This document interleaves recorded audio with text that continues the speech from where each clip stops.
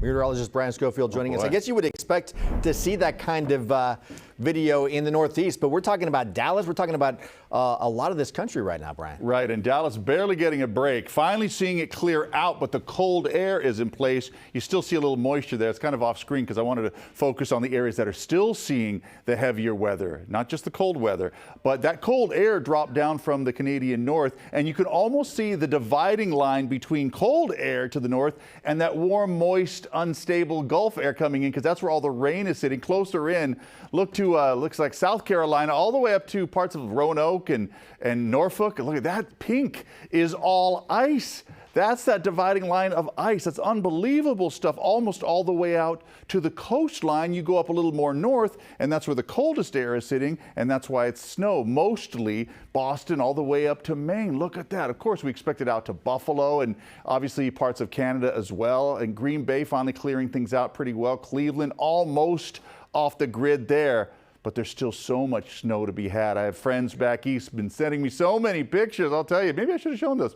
Either way, for us, it's not obviously as treacherous. We know we've had a nice day yesterday, and today clouded things up. Not looking at rain in the short term. It looked like this week it might be Wednesday, but I'll show you why that won't happen. Not likely.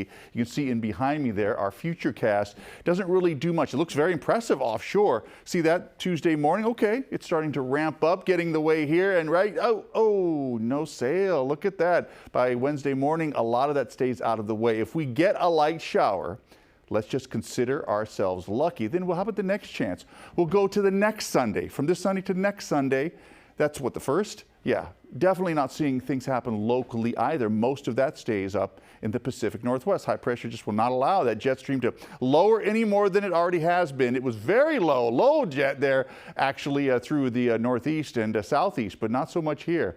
So here's the way it all plays out. Afternoon highs, look at these numbers right there. 56 in Quincy, 47 in Chester. That's for your Monday. Once again, still that mix of sun and clouds. So, and hopefully a little more emphasis on sun, because we certainly didn't get it today. Areas maybe around the Bay Area saw a really nice sunset because of those mid-level and high-level clouds. You get the clouds just in the right position and just the right level, you get a real good moment on your cam there, but not this time around, not for us at least. All right, Cameron Park, 59 degrees for tomorrow. I mean, these aren't the coldest highs. It's actually kind of closer to normal, but they're not those middle 60s of yesterday, are they? Not at all. South Lake Tahoe, 44 degrees. We've seen most areas drop temperatures down into the 30s, obviously, for the upper elevations, 6,800 feet or so. You're going to get those much colder overnight lows into the 20s, but we should be much colder, or could be much colder this time of year, and certainly much wetter, and we're just not seeing that. So had a really good rush of snow and rain, and then just kind of fizzled out from there. 59 Sacramento for tomorrow, 57 in Galt, so not quite to 60, but we'll see some 60s this week, and even tomorrow in a few areas, Valley Springs and Farmington right there, but some patchy fog to start off the morning. Most of that should burn off by the afternoon hours, but that doesn't necessarily make it very clear, because we still have those higher thin clouds just kind of rolling in. It's shaking up there a little bit. Look at that. All right, so the best chance to get some 60s in, certainly for this coming weekend, but it really will just be kind of an atmosphere we expect in winter, where it looks like at times maybe middle of the week, maybe by Sunday, maybe a little bit of rain, but truly most of it at this point stays out of the area. But we do see 60s. The foothills once again